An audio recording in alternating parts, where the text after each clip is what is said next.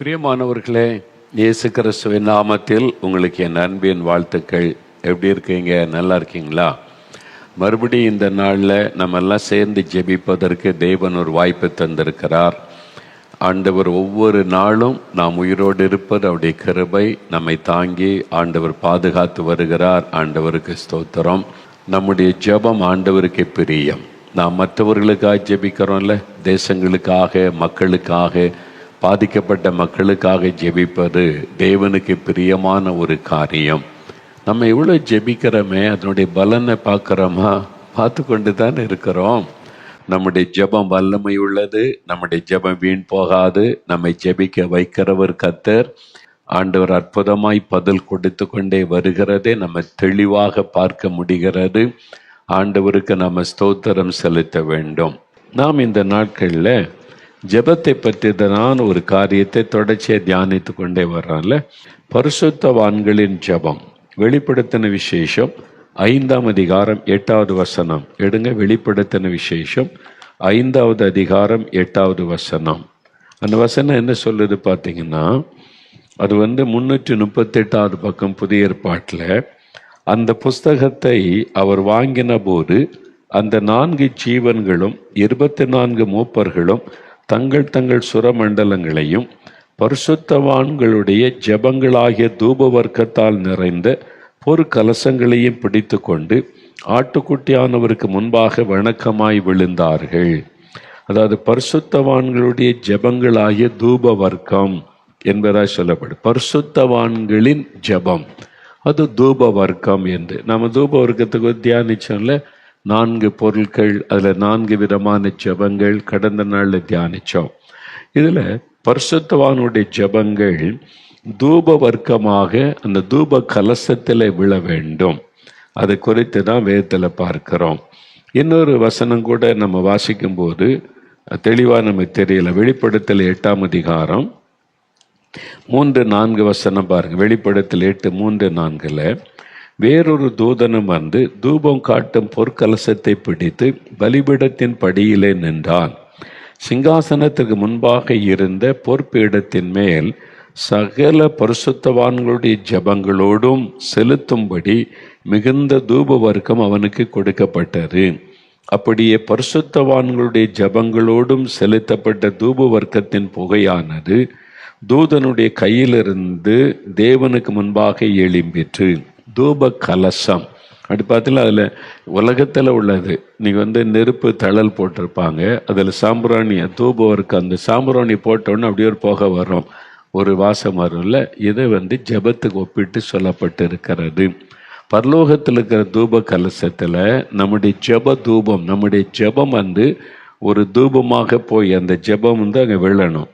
அப்பொழுது அந்த ஜெப தூபம் பரிசுத்தவான்களுடைய தூப வர்க்கம் தூப வர்க்கமாக போட்ட உடனே ஜெப தூபம் அப்படியே எழும்புகிறது என்பதாய் உருவகப்படுத்தப்பட்டிருக்கிறது. நம்முடைய ஜெபம் பரலோகத்தில் இருக்கிற தூப கலசத்தில் போய் சேரணும். அப்போதான் அந்த ஜெபத்திற்கு பதில் வரும். யாருடைய ஜெபம் போய் சேரும்? பரிசுத்தவான்களின் ஜெபம் என்று இங்கே ஒரு வசனம் சொல்லப்படும். பரிசுத்தவான்களுடைய ஜெபம் என்பதாக சொல்லப்படுகிறது. அப்போ இங்கிருந்து ஏறெடுக்கிற எல்லா ஜெபங்களும் பரலோகத்தில் போய் தூப கலசத்தில் அது விழாது. அது பரிசுத்தவான்களுடைய ஜெபம், அதுக்கு தகுதியான ஜெபங்கள் தான் பரலோகத்தில் போய் ஆண்டவருக்கு முன்னால் தூபமாக எழும்பும். அது தகுதியான ஜெபமாக இருக்கணும். என்ன பைபிள் இருக்குல்ல, பாவிகளுக்கு தேவன் செவி கொடுக்கிறது இல்லை, என் இருதயத்தில் அக்கிரம சென்று கொண்டிருந்தேன், ஆனால் ஆண்டவர் எனக்கு செவி கொடார். அந்த ஜெபத்தை கேட்கவும் மாட்டார், பதில் சொல்லவும் மாட்டார். வேதத்தை கேளாதபடி ஜெபிக்கிற ஜெபம் கர்த்தருக்கு அருவருப்பானது அப்படி சொல்லப்பட்டிருக்கிறது. ஆண்டவர் சொல்றார், நீங்க பாவத்தில் இருந்து கொண்டு மிகுதியாய் ஜெபம் பண்ணினாலும் நான் கேட்க மாட்டேன். அப்போ எல்லா ஜெபத்தையும் ஆண்டவர் கேட்பது இல்லை. எல்லா ஜெபமும் பரலோகத்துக்கு போகவும் செய்யாது. சிலர் நினச்சிக்கிறாங்க நான் ஜெபிக்கிறலாம் பரலோகத்துக்கு போகுதுன்னு. அப்படி கிடையாது. பரிசுத்தவானுடைய ஜெபம் அங்கே இருக்கிற தூப கலசத்தில் போய் தூப வர்க்கமாய் விழும் பொழுது அங்கே தூபமாக அது ஜெப தூபமாக அது எழும்புகிறது இதை வெளிப்படுத்தின விசேஷம் பரலோகத்தை குறித்து விவரித்து சொல்லும்போது நம்முடைய ஜெபம் பரலோகத்தில் எப்படி செயலாற்றுகிறது என்பதை தெளிவுபடுத்துகிறது. அப்போ நம்முடைய ஜெபம் அது பரலோகத்தில் தூப கலசத்தில் போய் சேரணும். அந்த ஜெபத்துக்கு தான் ஆண்டவர் முக்கியத்துவம் கொடுத்து பதில் கொடுப்பார் என்பதை மறந்துடக்கூடாது. அப்போ பரிசுத்தவானுடைய ஜெபம் என்றால் நாம் ஜெபத்தில் தகுதி உள்ளவளாக இருக்கணும். அவருடைய இரத்தத்தினால் கழுவப்பட்ட அனுபவம் இருக்கணும். அப்புறம் பரிசுத்தாவினால் நிரப்பப்பட்டு ஆவியானவரால் நடத்தப்படுகிற ஒரு பரிசுத்த வாழ்க்கைக்கு நம்ம அர்ப்பணித்து கொள்ள வேண்டும். அதனால தான் ஜெபத்தை ஆரம்பிக்கும் முன்னால ஆயத்தப்படுத்தி கொள்ள வேண்டியது அவசியம். நீங்கள் தனி ஜெபமாக இருந்தாலும் குழுவாக கூடி வந்தாலும் ஒரு தேசத்துக்காக ஜெபிக்க போகிற காரியமாக இருந்தாலும் முதலாவது ஆயத்த ஜெபம் நம்முடைய பாவங்களை அறிக்கையிட்டு தேவனுக்கு நமக்கு உள்ள தொடர்பு ஏதாவது துண்டிக்கப்பட்டிருந்தால் சரிப்படுத்தி ஆண்டவரோடு நாம் ஐக்கியப்பட்டு அந்த உணர்வோட அந்த விசுவாசத்தோட எக்ஸ்பீரியன்ஸோட சும்மா நினைச்சேன் ஜெபிக்கிறேன் அதெல்லாம் பரலோகத்துக்கு போகாது. அந்த உண்மையான ஒரு கனெக்ஷன் ஆண்டவரோட ஏற்படணும். பரலோகத்தோட உங்களுடைய ஆவி பரலோகத்தோட இணையணும். அந்த மாதிரி ஒரு அனுபவத்தோடு நீங்கள் ஜெபிக்கும் போது தான் அந்த ஜெபம் பரலோகத்தில் தேவனுக்கு முன்பாக போய் அது விழும். அதுதான் பலனை கொண்டு வரும் என்பதை மறந்துடக்கூடாது. அதற்கு தான் நீங்கள் அந்த ஜெபம் பாருங்களேன், பரிசுத்தவனுடைய ஜெபம் எப்போவுமே எனக்கு சுகந்தாங்க, விடுதலை தாங்க, அதை தாங்க, இது எல்லாரும் ஜெபிக்கிற ஜெபம். ஆனால் பரிசுத்தவான்களாய் தேவனோடு நெருங்கி வாழ்வுடைய ஜெபம் டிஃப்ரெண்டாக இருக்குது, வித்தியாசமாக இருக்குது. வெறும் உலக காரியத்துக்கு ஜெபிப்பது அல்ல, மற்றவர்களுக்காக ஜெபிப்பது, தேசத்துக்காக ஜெபிப்பது, விசுவாசிகளுக்காக ஜெபிப்பது, சபைகளுக்காக ஜெபிப்பது, ஊழியர்களுக்காக ஜெபிப்பது, பலவிதமான ஜெபங்களை ஏறெடுப்பாங்க. இப்போ வேத புஸ்தகத்தில் பவுல் எழுதின நிருபங்களில் நீங்கள் பார்த்தீங்கன்னா பவுல் அப்போஸ்தலன் பரிசுத்தமான ஒரு தேவ மனிதர், பரிசுத்த பவுல் என்று அழைக்கப்படுவதை நம்ம வேதத்திலே பார்க்கிறோம். அவருடைய பல ஜெபங்கள் பைபிளில் எழுதப்பட்டிருக்கிறது. அவர் எப்படி ஜெபிக்கிறேன் என்பதை குறிப்பிடுகிறார். இதை கற்றுக்கொள்ளும். முக்கியமாக சபை நடத்துகிற மெய்ப்பர்கள் இந்த பவுல் அப்போஸ்தலன் ஜெபித்தபடி நீங்கள் ஜெபிக்கணும். அதுக்குனால தான் அவர் மாதிரி ஜெபம் அவர் எழுதி வைத்திருக்கிறதே நம்ம பார்க்கிறோம். இந்த மாதிரி வெறும் சுகத்துக்காக விடுதலைக்காக மாத்திரம் அல்ல, அதையும் தாண்டி நம்ம ஜெபிக்க வேண்டிய காரியம் இருக்கிறது. பரிசுத்தவான்களாயிருக்கிற ஊழியர்கள், பாஸ்டர்மார்கள், சபை நடத்துகிறவர்கள், பிஷப்மார்கள் பவுல் அப்போஸ்தலன் ஜெபித்ததை கற்றுக்கொண்டு அதன்படி நம்ம ஜெபிக்கணும். அவர் என்ன ஜெபம் பண்ணார்? எபேசியர் 1:19 சில வசனங்களை மாத்திரம் நம்ம வாசிக்கலாம். எபேசியர் 1:19 என்ன சொல்றாரு? தாம் கிறிஸ்துவை மரித்தோரிலிருந்து எழுப்பி அவரிடத்தில் நடப்பித்த தமது பலத்த சத்துவத்தின் வல்லமையின்படியே விசுவாசிக்கிறவர்களாகிய நம்மிடத்திலே காண்பிக்கும் தம்முடைய வல்லமையின் மகா மேன்மையான மகத்துவம் என்னதென்றும் நீங்கள் அறியும்படிக்கு அவர் உங்களுக்கு பிரகாசமுள்ள மனக்கண்களை கொடுக்க வேண்டும் என்று வேண்டிக் கொள்கிறேன். பார்த்தீங்களா? கொஞ்சம் நீங்கள் ஒரு முறை வாஸ்தா புரியாது, 2 முறை 3 முறை வாஸ்தா தான் அதில் என்ன பவுல் சொல்ல வருகிறார் என்பது தெரியும். விசுவாசிகள், இயேசுவை ஏற்றுக்கொண்டவர்கள் உங்களுக்கு பிரகாசமுள்ள மனக்கண்களை ஆண்டவர் கொடுக்கும்படி வேண்டிக் கொள்கிறாராம். அவங்க ரட்சிக்கப்பட்டவங்க, தேவனுடைய பிள்ளைகள், விசுவாசிகள் என்று அழைக்கப்படுறவங்க, அவங்களுக்காக ஜெபிக்கும் போது இன்னும் ஆண்டவருடைய வல்லமையை அறிந்து கொள்ளும்படி, அவருடைய மகா மேன்மையை புரிந்து கொள்ளும்படி பிரகாசமுள்ள மனக்கண்களை கொடுக்கும்படி வேண்டிக் கொள்ளுகிறேன். எவ்வளவு மேன்மையான ஜெபம் பார்த்தீங்களா? நம்ம எனக்கு வெறும் உலக காரியத்துக்கு தான் அதிக முக்கியத்துவம் கொடுத்து ஜெபிக்கிறோம். சுகம் வேணும், விடுதலை வேணும், வேலை வேணும், படிப்பு வேணும், எங்களுக்கு பிஸ்னஸ் வேணும், கடன் பிரச்சனை மாறணும், வீடு வேணும், வாகனம் வேணும், எல்லாம் உலக காரியமாகவே ஜெபிக்கிறோம். ஆனால் பரிசுத்தவான்களுடைய ஜெபம் வித்தியாசமாக மாறிடும். வெறும் உலக காரியத்திற்காக அல்ல. நான் ஒரு கூட்டத்தில் பிரசங்கம் பண்ண முதல்ல அவங்க ரட்சிக்கப்பட்ட ஜெபம் பண்ணுவேன். ஒப்பு கொடுக்க, ரட்சிக்கப்பட, பல காரியத்துக்கு ஜெபிப்போம்.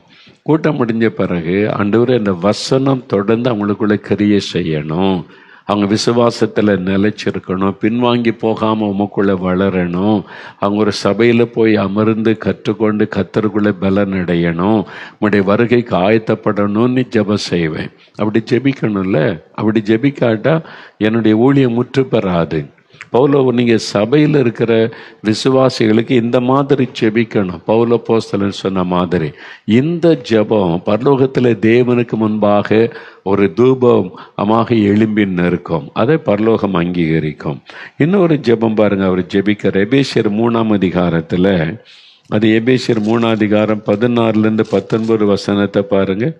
16 எபேசியர் 3 266 பக்கம் புதிய ஏற்பாட்டில், நீங்கள் அவருடைய ஆவியினாலே உள்ளான மனுஷனில் வல்லமையுள்ளவளாய் பலப்படவும், உள்ளான ஆவிக்குரிய மனிதனில் விசுவாசிகள் பலப்படவும், விசுவாசத்தினாலே கிறிஸ்து உங்கள் இருதயங்களில் வாசமாயிருக்கவும், நீங்கள் அன்பிலே வேரூன்றி நிலை பெற்றவர்களாகி, அன்பில வேரூன்றணும், ஆண்டவர்களை நிலை பெறணும், சகல பரிசுத்தவான்களோடும் கூட கிறிஸ்தவனுடைய அன்பின் அகலமும் நீளமும் ஆழமும் உயரமும் என்னதென்று உணர்ந்து அறிவு கட்டாத அந்த அன்பை அறிந்து கொள்ள வல்லவர்களாகவும், தேவனுடைய சகல பரிபூரணத்தினாலும் நிறையப்படவும், அவர் தமது மகிமையினுடைய ஐஸ்வர்யத்தின்படியே உங்களுக்கு அனுகிரகம் பண்ண வேண்டும் என்று வேண்டிக் கொள்கிறேன். எவ்வளவு காரியத்துக்கு ஜெபிக்கிறார் பார்த்தீங்களா? ஜெபிக்க வேண்டிய காரியம் எவ்வளவு இருக்கு. ஒரு சபையில விசுவாசிகள் இருந்தால் அந்த விசுவாசிகளுக்கு என்னென்ன காரியத்துக்கு ஜெபிக்கணும்னே பவுல் அப்போஸ்தலன் மூலமா அறிந்து கொள்ளலாம். இது பரிசுத்தவான்களுடைய ஜெபம். உலக மக்கள் தான் அவங்க தேவைக்காக ஜெபிப்பாங்க.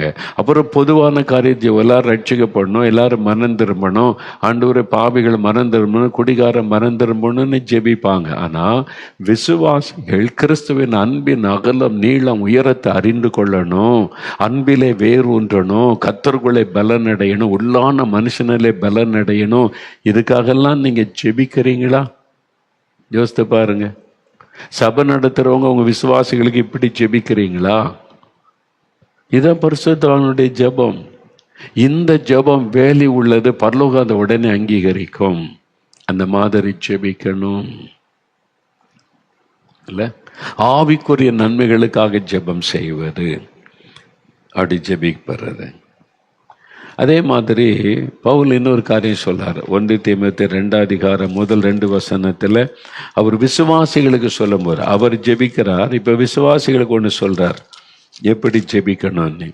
அவர் ஜெபிக்கிற அனுபவத்தை எழுதியிருக்கிறார். விசுவாசிகள் எப்படி ஜெபிக்கணும், பரிசுத்தவான்கள் ரட்சிக்கப்பட்டவங்க எப்படி ஜெபிக்கணும்னு சொல்லும்போது 1 தீமோத்தேயு 2:1-2 நான் பிரதானமாய் சொல்லுகிற புத்தி என்னவென்றால், எல்லா மனுஷருக்காக விண்ணப்பங்களையும் வேண்டுதல்களையும் ஸ்தோத்திரங்களையும் ஜெபங்களையும் பண்ண வேண்டும்.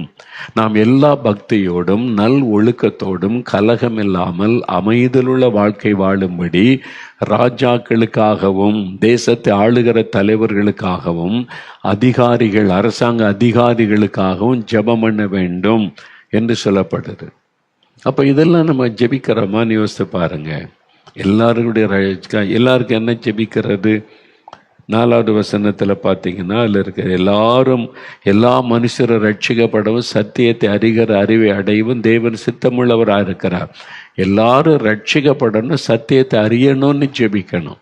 ஆண்டவர் எல்லா மக்களும் ரட்சிக்கப்படணும், சத்தியத்தை அறியணும், அதுக்காக நான் ஜெபிக்கிறேன். எங்களுடைய தேசத்தில் நல் ஒழுக்க அமைதி சமாதானம் காணப்பட அதிகாரத்தில் உள்ளவர்களுக்காக ஜெபிக்கிறேன், எங்களை ஆளுகிறவர்களுக்காக ஜெபிக்கிறேன்னு இந்த ஜெபெல்லாம் சபையில் ஏறெடுக்கப்படணும், விசுவாசிகளுடைய வீடுகளில் ஏறெடுக்கப்படணும். தான் பரிசுத்தவான்களுடைய இந்த ஜெபம் பரலோகத்துக்கு போய் சேரும். தேவன் அதற்கு பதில் தருவார். அதே மாதிரி பாருங்க, எபேசியர் 6ஆம் அதிகாரத்தில் 18-20 வசனம் வாசிக்கும் போது அங்கே ஜெபத்தை பெற்ற ஒரு அருமையான காரியத்தை பவுல் சொல்றார். எந்த சமயத்திலும் சகலவிதமான வேண்டுதலோடு விண்ணப்பத்தோடும் ஆவியினாலே ஜெபம் பண்ணி அதன் பொருட்டு மிகுந்த மன உறுதியோடும் சகல பரிசுத்தவான்களுக்காகவும் பண்ணும் வேண்டுதலோடு விழித்து கொண்டிருங்கள். சகல பரிசுத்தவான்கள், அதை முக்கியமாக ஊழியம் செய்கிறவங்க, அந்த மாதிரி சபை ஊழியம் செய்கிற மெய்ப்பர்கள், சுவிசேஷ அறிவிக்கிற சுவிசேஷங்கள், தீர்க்கதரிசிகள், போதகர்கள், இந்த மாதிரி அவங்களுக்காக நீங்கள் குறிப்பாக ஜெபிக்கணும்னு சொல்லிட்டு, சுவிசேஷத்திற்காக சங்கிலியால் கட்டப்பட்டிருக்கிற ஸ்தானாபதியாகிய நான் அதை பற்றி பேச வேண்டியபடி தைரியமாய் பேசத்தக்கதாக. பார்த்தீங்களா? எதுக்கெல்லாம் ஜெபிக்கணும்? நான் தைரியமாக சுவிசேஷத்தை அறிவிக்கணும், அதுக்கு எனக்கு பலன் வேணும், ஜெபம் பண்ணுங்க. நான் தைரியமாக என் வாயை திறந்து சுவிசேஷத்தின் ரகசியத்தை அறிவிக்கிறதற்கு வாக்கு எனக்கு கொடுக்கப்படும்படி எனக்கு ஆட்சேபிங்க. அந்த வாக்கை தேவன் தரணும். சுவிசேஷத்தை அறிவிப்பதற்கான வாக்கு வல்லமையை தரணும், சரியான வார்த்தைகளை தரணும். ஆண்டவரே, அதற்கு நம்முடைய ஊழியர்களுக்கு ஏற்ற வார்த்தைகளை தாரும், அவங்களை பயன்படுத்தும் அப்படின்னு நம்ம ஜெபிக்கணும். பார்த்தீங்களா, எவ்வளோ காரியத்துக்கு ஜெபிக்க வேண்டியது இருக்கிறது. இதுதான் பரிசுத்தவான்களுடைய ஜெபம் டிஃப்ரெண்டாக இருக்கும். அது மாதிரி இந்த பரிசுத்தவான்கள் ஜெபிக்கும் போதெல்லாம் பாருங்க, ஒன்று சொல்ல, நான் தைரியமாக பேசணும், சுவிசேஷத்தை கரெக்டாக சொல்லணும், அதுக்கு எனக்காக ஜெபிங்க. அதுக்கு நம்ம ஜெபிக்கணும். ஞாயிற்றுக்கிழமையில் உங்கள் பாஸ்டர் ஆராதனை நடத்தும் போது எங்கள் பாஸ்டருக்கு ஏற்ற வார்த்தைகளை கொடுத்து அவங்க கர்த்தருடைய வசனத்தை சரியாய் போதிக்க கிருபை தாரும், அவரை பயன்படுத்தும், ஏற்ற செய்தியை தாரும், அவருக்கு ஜெபிக்கணும். நீங்கள் ஜெபித்து பாருங்களேன், உங்களோட பாஸ்டருடைய பிரசங்கமே டிஃப்ரெண்ட்டாக மாறிடும். தேவன் வல்லமையை பயன்படுத்துவதை பார்ப்பீங்க. அதெல்லாம் சொல்லி நம்ம ஜெபிக்கணும். அதே மாதிரி இயேசு கிறிஸ்து பாருங்க, தன்னுடைய சீஷர்களுக்காக ஜெபித்தார். சீஷரோடு ஜெபித்தார். ஜெபிக்க மாடல் பிரேயர்லாம் சொல்லி கொடுத்தார். சீஷர்களுக்காக ஜெபித்தார். அவருடைய ஜெபம் பாருங்க, யோவான் 17 அதிகாரத்தில் அந்த அதிகாரம் முழுவதுமே அவருடைய ஜெபம் இருக்குது. அது இல்லாமல் இன்னொரு விஷயம் இருக்கிறாரு. என்ன தெரியுமா? பரிசுத்த லூக்கா எழுதின சுவிசேஷம் 22 அதிகாரம், லூக்கா 22 அதிகாரம் 31, 32 வசனம் பாருங்க. லூக்கா 22, 31, 32 ரொம்ப முக்கியமான ஒரு காரியம். நாம் அறிந்து கொள்ள வேண்டிய ஒரு சத்தியத்தை இயேசு ஜெபத்தை பற்றி சொல்றார் பாருங்க. பின்னும் கர்த்தர் இயேசு, சீமோனே சீமோனே, பேதுருவை பார்த்து சொல்றார், சீமோனே சீமோனே, இதோ கோதுமையை சுளகினால் புடைக்கிறது போல சாத்தான் உங்களை புடைக்கிறதற்கு உத்தரவு கேட்டுக்கொண்டான். நானோ உன் விசுவாசம் ஒளிந்து போகாதபடி உனக்காக வேண்டிக் கொண்டேன். நீ குணப்பட்ட பின்பு உன் சகோதரனை ஸ்திரப்படுத்து என்றார். இங்க பாருங்க, ஆண்டவர் பேதுருகிட்ட பேசுறார். டைரக்டா சீஷர்கள் 12 பேர்ல பேதுருகிட்ட பேசுறாருன்னு சொல்ல, சீமோனே சீமோனே, இதோ கோதுமையை சுளகினால் புடைக்கிறது போல சாத்தான் உங்களை புடைக்கிறது. எல்லா சீஷரையும், ஆனால் ஆண்டவர் டைரக்டா பேதுருகிட்ட தான் பேசுகிறார். எல்லாரையுமே புடைக்கும்படி உத்தரவு கேட்டுக்கொண்டார். சாத்தான் உத்தரவு கேட்டுக்கொண்டான். ஆண்டவுடைய பெர்மிஷன் இல்லாம தேவனால் தெரிந்து கொள்ளப்பட்ட மனிதனை சாத்தான் நெருங்கவே முடியாது. தூரத்துல இருந்து பிரச்சனை உண்டாக்கலாம், போராட்டம் உண்டாக்கலாம், தொட முடியாது. இதை அறிந்து கொள்ளணும். அதனால தேவனிடத்தில் உத்தரவாகி கொண்டு அவன் வருவான். யோபுடைய வாழ்க்கையில ஆண்டவரிடத்தில் உத்தரவாகி வாங்கி கொண்டுதான் யோபுவை சோதிக்கும்படி வருகிறான். அது மாதிரி இங்கு கர்த்தரிடத்தில் இயேசுவிடத்தில் உத்தரவு கேட்டுக்கொண்டான். அவளை சுலகளை வைத்து புடைக்கிறது போல நான் புடைக்கிறேன்.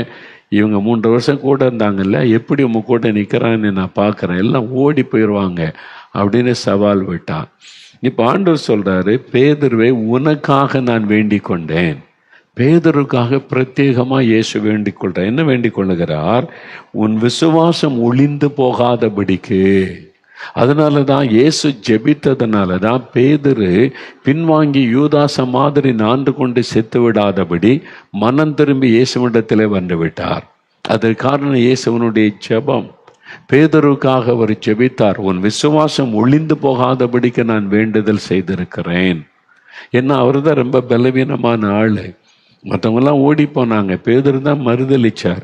அதனால தான் ஆண்டவர் அவருக்காக பிரத்யேகமாக ஜெபிக்கிறார். அதனால தான் பாருங்க, நம்ம மணிப்பூர்ல பிரச்சனை, கிறிஸ்தவங்க தாக்கப்படுறாங்க, அடிக்கப்படுறாங்க. இப்போ ஒரிசாவில் பிரச்சனை உண்டாக்கி கொண்டு இருக்கிறாங்க, மறுபடியும் கிறிஸ்தவர்களை தாக்க பிளான் பண்றாங்கன்னா முதல்ல நம்ம எதுக்கு ஜெபிக்கணும்?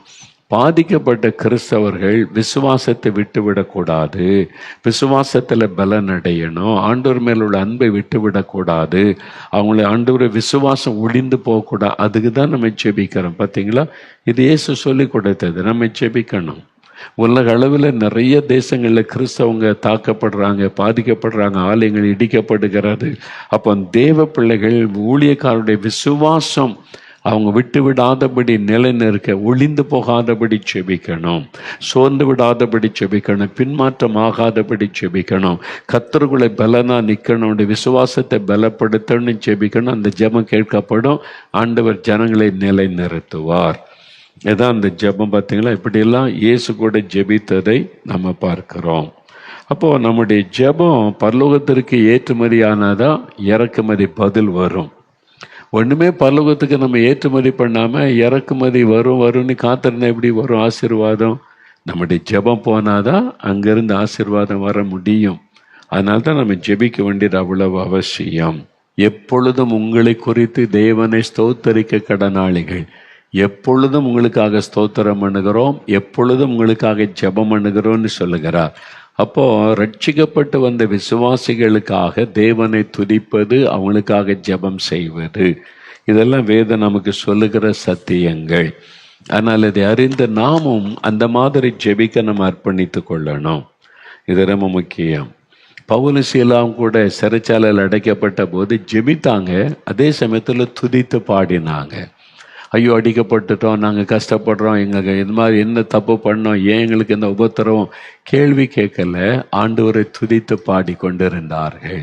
துதிப்பது, அந்த சூழ்நிலைக்காக ஆண்டவரை துதிப்பது, அடிக்காக, உதைக்காக, பாடுகளுக்காக ஆண்டவரை துதிப்பது.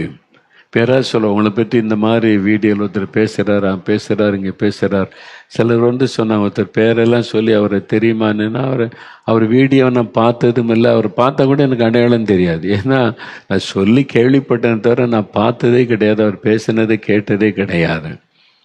ஏன்னா எனக்கு ஆண்டவர் சொல்லிட்டார், சில வருஷத்துக்கு நான் எழுப்புதல் திட்டத்தில் நுழைஞ்ச உடனே உன்னை குறித்து முன்னால் எழுதுவாங்க பத்திரிக்கையில், அப்போ அதை பற்றி பேசினார். இப்போ உன்னை பற்றி பேசுவாங்க, பொய்யான செய்தியெல்லாம் பரப்புவாங்க, பல காரியம் நடக்கும், எழுப்பலுக்கு விரோதமாகவும் பேசுவாங்க, ஊழியத்துக்கு எதையும் நீ பார்க்காத, எதுலையும் கவனம் செலுத்தாத, உனக்கு நான் என்ன ஊழியம் தந்திருக்கனோ அதில் கவனம் செலுத்தி முன்னேறி போய்கிட்டே இரு.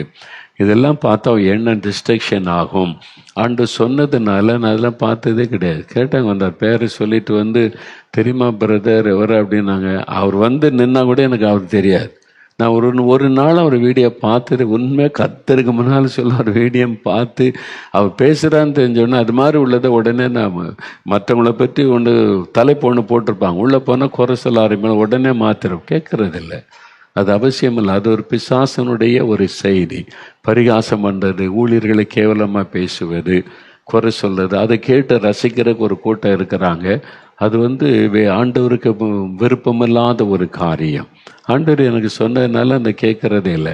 ஆனால் அப்படி செய்தி கேள்விப்பட்டு அவங்களுக்காக ஸ்தோத்திரம் பண்ண, ஆண்டவரே எனக்கு விரோதமாக பேசுகிற அவங்களுக்காக ஸ்தோத்திரம், இந்த செய்தி சொல்கிற அவங்களுக்காக ஸ்தோத்திரம், அந்த நிந்திக்கிறதற்கு என்னை ஒப்பு கொடுக்குறேன், இதெல்லாம் எனக்கு ஒரு பாக்கியமாய் கருதுகிறேன், துதிக்கிறேன்னு ஆண்டவரை நல்லா துதிப்பேன். துதிச்சுட்டு அவங்கள ஆசீர்வதிங்க, அவங்கள பிளஸ் பண்ணுங்க, ஆண்டவரை ஜெபம் பண்ணி முடிச்சிடும். அப்புறம் உள்ளத்துக்குள்ளே வைக்கிறதில்ல, எடுத்து போட்டுருங்க. அதை பற்றி யோசிக்க நேரம் கிடையாது. நம்ம தேசத்தை பற்றி யோசிக்கணும். பல தேசங்கள் எழுப்புதலுக்கான நிறைய காரியங்கள், ஆத்துமாக்கள், அதை பற்றி யோசிக்க நமக்கு நேரம் கிடையாது. நேரம் போதவில்லை. எப்படி அடுத்த ஆளை பற்றி பேசிட்டு உட்காரதான் டைம் கிடையாது நமக்கு. ஏன்னா அவ்வளோ மூலி ஜெபிக்க வேண்டிய, பார்த்தீங்களா பவுல் இதெல்லாம் ஜெபிக்கிறார், இவ்வளோ காரியம் இருக்குது ஜெபிக்க வேண்டியது. நம்ம எப்படி அடுத்த ஆளை பற்றி பேசிக்கிட்டு அதுக்கு பதில் சொல்லிக்கிட்டு, அதுக்கு டைமே கிடையாது. அதனால் இங்கே பவுல் அப்போஸ்தலன் பாருங்க, அதுக்கு ஒரு என்ன ஏன் அடித்தாங்க, இப்படிலாம் பண்ணாங்க அப்படின்னு வருத்தப்படலை, தேவனை துதித்து பாடி கொண்டிருந்தாங்க. அது மாதிரி தானியேல் கூட அவருக்கு விரோதமாக சட்டம் ஏற்றப்படுகிறாரு. அப்போ என்ன சொல்ல, தானியேல் 6:10 தேவனை நோக்கி ஜெபித்து ஸ்தோத்திரம் செலுத்தினார். ஆண்டவர் இப்படிலாம் சட்டம் கொண்டு வந்திருக்காங்க பாருங்க, நமக்கு விரோதமா அப்படிலாம் பேசலை. அவர் வழக்கத்தின்படி ஜெபிச்சுட்டு ஸ்தோத்திரம் சொல்லி கொண்டே இருந்தார் என்று. அதுதான் நம்ம செய்யணும். எப்போ எல்லாவற்றிற்காக ஸ்தோத்தரிக்கணும், ஆண்டவரை துதிக்கணும், எல்லாவற்றிற்காக நம்ம ஜெபிக்கணும், ஆவிக்குரிய ஆசீர்வாதங்களுக்காக ஜெபிக்கணும். வரங்களை உங்களுக்கு அருளும்படி நான் வேண்டுகிறேன்னு சொல்றார் பவுல் அப்போஸ்தலர். ரோமர்கள் நிருபத்தில் நீங்கள் ஸ்திரப்படும்படிக்கு சில ஆவிக்குரிய வரங்களை தேவன் அருளும்படி உங்களுக்காக ஜெபிக்கிறேன். நீங்கள் ஜெபிக்கிறீங்களா? நான் ஜெபிச்சிருக்கேன். எங்கள் ஊழியத்தில் உள்ளவங்களுக்கு ஆவிக்குரிய வரங்களை கொடுங்க, வல்லமை கொடுங்க, பயன்படுத்துங்க. அதனால எங்கள் ஊழியத்தில் உள்ளவங்களை கர்த்தர் பயன்படுத்துகிறார். அவங்க ஜெபிக்கும் போது பிசாசு ஓடுது, வியாதியை சுகமடைகிறாங்க. அதை பார்க்கும்போது எனக்கு ரொம்ப சந்தோஷம். ஏன்னா நான் அதுக்காக ஜெபம் பண்ணுறேன். நீங்கள் உங்கள் சபை விசுவாசிகள், சபையில் இருக்கிற மக்கள் வரங்களை பெற்றுக்கொள்ளணும், வல்லமை பெற்றுக்கொள்ளணும், ஆண்டவர் அவங்களை பயன்படுத்தணும்னு ஜெபிக்கிறீங்களா? பவுல் அப்போஸ்தலன் அப்படி ஜெபித்தார். ரோமர் 1 இருக்குது. அப்போ நம்ம அப்படி ஜெபிக்கணும்ல, தேவன் எதிர்பார்க்கிறார்ல. அதான் பரிசுத்தவான்களுடைய ஜெபம். சுயநலம் இல்லாம, சுய பெருமைக்கு இடம் இல்லாம எல்லாரையும் நேசித்து ஜெபிக்கிற ஜெபம் தான் பரலோகத்துல தூப கலசத்துல போய் விழும். சுயநலத்தோடு ஜெபிக்கிற ஜெபம் பரலோகத்துக்கு போகாது. பொறாமையோடு ஜெபிக்கிற ஜெபம் பரலோகத்துக்கு போகாது. மற்றவங்க மேல உள்ள எரிச்சல்ல, கோபத்துல ஜெபிக்கிற ஜெபம் பரலோகத்துக்கு போகாது. தயவு செய்து அறிந்து கொள்ளுங்க. அந்த ஜெபம் டைம் தான் வேஸ்ட். அதனால நம்ம ஜெபிக்கும் போது இதை அறிந்து கொள்ளணும். சரி, 7வது ஒரு காரியம் பாருங்க. இயேசு கிறிஸ்துவுடைய ஜெபம், கர்த்தராகிய இயேசுவுடைய ஜெபம். 7வது ரோமர் 8:34 பாருங்க. ரோமர் 8:34 வசனம். ஒரு 2 வசனம் நான் பார்த்துட்டு நம்ம இன்றைக்கு முடித்து கொள்ள போகிறோம். ரோமர் 8:34 வசனத்தில் இயேசு கிறிஸ்து இப்போ என்ன செய்து கொண்டிருக்கிறார்? பரலோகத்தை உயிர்த்தெழுந்து மரணத்தை ஜெயித்து பரலோகத்துக்கு போய் பிதாவின் வலது பார்சத்தில் உட்கார்ந்துட்டார். என்ன செய்கிறார் பாருங்க. அவரே தேவனுடைய வலது பார்சத்திலும் இருக்கிறவர், நமக்காக வேண்டுதல் செய்கிறவரும் அவரே. பரலோகத்தில் பிதாவின் சிங்காசன பக்கத்தில் வலது பார்சத்தில் உட்கார்ந்திருக்கிற இயேசு என்ன செய்து கொண்டிருக்கிறார்? நமக்காக வேண்டுதல் செய்து கொண்டிருக்கிறார், ஜெபம் பண்ணி கொண்டிருக்கிறார். இப்போ இந்த 2000 வருஷமா இயேசு ஜெபித்து கொண்டே இருக்கிறார், வேண்டுதல் செய்து கொண்டே இருக்கிறார். அதான் வேதம் சொல்லுகிறாரு. எபிரேயர் 7:25 வசனத்திலும் பாருங்க. எபிரேயர் 7:25 வசனம். அங்கு வசனம் அழகாக நமக்கு சொல்லுகிற, தேவனிடத்தில் சேருகிறவர்களுக்காக அவர் எப்பொழுதும் வேண்டுதல் செய்கிறவராய் இருக்கிறார் என்று வசனம் சொல்லுகிறார். 7:20 மேலும் தமது மூலமாய் தேவனிடத்தில் சேருகிறவர்களுக்காக, இயேசு கிறிஸ்துவின் மூலமாய் பிதாவினிடத்தில் சேருகிறவர்களுக்காக வேண்டுதல் செய்யும்படிக்கு அவர் எப்பொழுதும் உயிரோடு இருக்கிறார். பிதாகிட்ட வேண்டுதல் செய்வார். இப்போ நான் ஒரு மிஸ்டேக் பண்ணிடுறேன், தவறு பண்ணிடுறேன், பிதாகிட்ட, பிதாவே இன்னொரு சான்ஸ் கொடுங்க, மன்னிச்சிருங்க, இறக்க செய்யுங்க. அப்போ உணர்த்துவார், சரிப்படுத்துவார். உடனே பிதாகிட்ட பரிந்து பேசுவார். நம்மளும் ஒப்பு கொடுத்த உடனே அது மன்னிக்கப்பட்டு நம் உள்ளத்தை விட்டு எடுக்கப்பட்டு விடும். அவர் பிதாகிட்டத்தில் பரிந்து பேசிக்கிட்டே இருப்பார். ஏன்னா நம்ம குறைவுள்ள மனிதர்கள், அப்பப்போ தவறிடுவோம், மிஸ்டேக் பண்ணுகிறோம். பிதாகிட்ட பரிந்து பேசுவார். அப்போ நாமும் இயேசுவை போல மற்றவர்களுக்காக ஆண்டவரிடத்தில் பரிந்து பேசணும். குறை சொல்லி கொண்டிருக்காதபடி, அந்த சகோதரனுக்குள்ள இந்த குறை காணப்படுகிறது, ஆண்டவரை மன்னிச்சிருங்க, அதை சரிப்படி. எப்படி இயேசு கிறிஸ்து பிதாகிட்ட நமக்காக வேண்டுதல் செய்கிறார், எனக்காக வேண்டுதல் செய்கிறார். அதனால தான் நான் உயிரோடு இருக்கிறேன். நான் ரட்சிக்கப்பட்ட நாளிலிருந்து தவறே செய்யலையானா நிறைய தப்பு பண்ணியிருக்கிறேன். சில பலவீனங்கள், குறைகள்னால தவறு நடந்திருக்கிறது. ஆனாலும் நான் ஏன் தண்டிக்கப்படாமல் உயிரோடு இருக்கேன்னா, இயேசு பரிந்து பேசினார், பிதாவே மன்னிச்சிருங்க, அவனுடைய பலவீனம், அவனுடைய குறைகள், நான் அதை சரிப்படுத்தி நான் அவனை மறுபடியும் நான் உருவாக்குறேன், பலப்படுத்துகிறேன் அப்படின்னு சொல்லி பிதாகிட்ட பரிந்து பேசுகிறார். அதான் அவர் செய்கிற ஒரு பெரிய ஒரு ஊழியம். அவர் பரிந்து பேசுறதுனால்தான் நான் உயிரோடு இருக்கிறேன், நீங்கள் உயிரோடு இருக்கிறீங்க, நம்ம உயிரோடு இருக்கிறோம். இல்லாட்டா நம்ம செய்த தவறுக்கு இப்போ ஆண்டவர் தண்டனை கொடுத்தாருன்னா யார் நிலை நிற்க முடியும்னு சொல்கிறீங்க?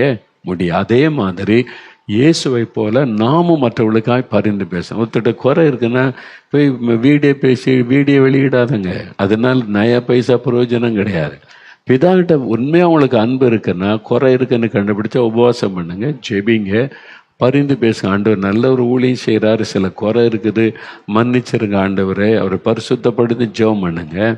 இதுதான் இயேசு செய்கிற ஊழியம். குறை சொல்கிறது யாருன்னா பிசாசு. அவன் பிதா உட்காந்து அவன் பாருங்க ஊழியக்காரன்னு சொல்லிட்டு இப்படி பண்ணுறான் அப்படி பண்ணுறான். சகோதரர்கள் மீது குற்றம் சொல்லுகிறவன் பிசாசு. அப்போ நீங்கள் குறை சொல்கிற ஆளாக இருந்தீங்கன்னா அந்த பிசாசின் ஆவி உங்களுக்குள்ளே நுழைஞ்சிட்டுன்னு அர்த்தம். அதனுடைய கட்டுப்பாட்டுக்குள்ளே வந்துட்டீங்க. நீங்கள் செய்கிறது உங்களுக்கு கரெக்டாக தெரியும், தேவனுடைய பார்வையில் அது பாவமாய் போய்விடும். அதை அறிந்து கொள்ளும். அப்போ ஆண்டவர் இயேசு என்ன செய்கிறார், அதுதான் நம்ம செய்யணும். பரிந்து பேசுகிறார். மன்னிச்சிருங்க, பலப்படுத்துங்க, மறுபடியும் பாவம் செய்யாதபடி காத்து கொள்ளுங்க. ஆண்டவரே, நான் உங்களோட பேசுகிறேன், உணர்த்துகிறேன், சரிப்படுத்துகிறேன்னு பேசி அவர் நமக்கு பரிந்து பேசுகிறதுனால தான் உயிரோடு இருக்கிறோம். அதே மாதிரி நான் மற்றவர்களுக்கு ஒரு குறையை பார்க்கும்போது அங்கே போய் அங்கங்கே தூசித்து தெரியாமல் அதை பிரபலப்படுத்தாமல் ஆண்டவர்கிட்ட பரிந்து பேசுவது. ஆண்டவரை மன்னிச்சிருங்க, சரிப்படுத்துங்க, உங்களுடைய இதயத்திற்கு ஏற்றபடி மாற்றுங்க, நல்ல ஊழியக்காரராக செயல்பட கிருபை கொடுங்க, பரிந்து பேசி ஜெபிப்பது. இதுதான் இயேசு கிறிஸ்துவுடைய ஜெபம். இப்போ நம்ம ஜெபிக்க போகிறோம். இயேசுவை போல நான் மற்றவங்களுக்காக ஜெபிக்கணும், பரிந்து பேசணும், ஆண்டவரை கிருபை தாரோன்னு கேட்கணும். அப்படியே கண்களை மூடுங்க, ஆண்டவர்கிட்ட ஜெபம் பண்ணுங்க. இயேசுவே, நானும் ஒரு பரிசுத்தவானாக ஒரு ஜெபம், பரிசுத்தவானுடைய ஜெபத்தை ஏறெடுக்கணும். ஆவிக்குரிய ஆசீர்வாதங்களுக்காக நான் ஜெபிக்கணும். என்னுடைய ஜெபம் பரலோகத்தில் தூப கலசத்தில் வந்து அதை விழும்படிக்கு தகுதியான ஜெபமாக இருக்கணும். எனக்கு கிருபை தாங்க. ஆண்டவரை, உம்மை போல நான் மற்றவர்களுக்காக பரிந்து பேசி ஜெபம் பண்ணணும். நான் குறை சொல்லி கொண்டிருக்காதபடி, பரிகாசம் பண்ணி கொண்டிருக்காதபடி, இயேசுவை உம்மை போல ஜெபிக்க எனக்கு கிருபை கொடுங்க. மற்றவங்களுக்காக பரிந்து பேசி ஜெபிக்க உதவி செய்யுங்க. யார் யார் அப்படி ஜெபிக்கிறாங்களோ அவங்களுக்கு எல்லாம் அந்த கிருபை கொடுங்க, கிருபை கொடுங்க, கிருபை கொடுங்க. ஆவியானவர் கிருபை கொடுங்க, ஆவியானவர் பலப்படுத்துங்க, ஆவியானவர் வல்லமைப்படுத்துங்க. அதற்காக நான் ஜெபிக்கிறேன். ஆண்டவரே, இந்த மகனுக்கு இந்த மகளுக்கு இயேசுவை போல ஜெபிக்கிற இருதயத்தை தாருங்க. பவுல் அப்போஸ்தலனை போல ஜெபிக்கிற கிருபைகளை தாங்க. பரிசுத்தவான்களுடைய ஜெபமாக ஏறெடுக்கவும், பரலோகத்திலே தூப கலசத்திலே வந்து விழக்கூடிய அளவிற்கு ஜெபிக்கிற அந்த பரிசுத்த ஜெப அனுபவத்தை தாங்க. உம்மை போல மற்றவர்களுக்காக பரிந்து பேசி ஜெபிக்கிற கிருபைகளை தாங்க. குறை சொல்லுகிற சுபாவங்கள், குற்ற சொல்லுகிற சுபாவங்களை எடுத்து போடுங்க. அந்த பிசாசின் ஊழியத்தை நாங்கள் செய்யாதபடி இயேசுவின் ஊழியத்தை செய்ய கர்த்தர்களுக்கு கிருபை கொடுங்க. அதற்காக எங்களை ஒப்பு கொடுக்கிறோம், எங்களை அர்ப்பணித்துக் கொள்கிறோம். நீர் அப்படி செய்கிற அன்பிற்காக ஸ்தோத்திரம். இயேசு கிறிஸ்துவின் நாமத்தில் ஜெபிக்கிறோம் பிதாவே. ஆமேன், ஆமேன்.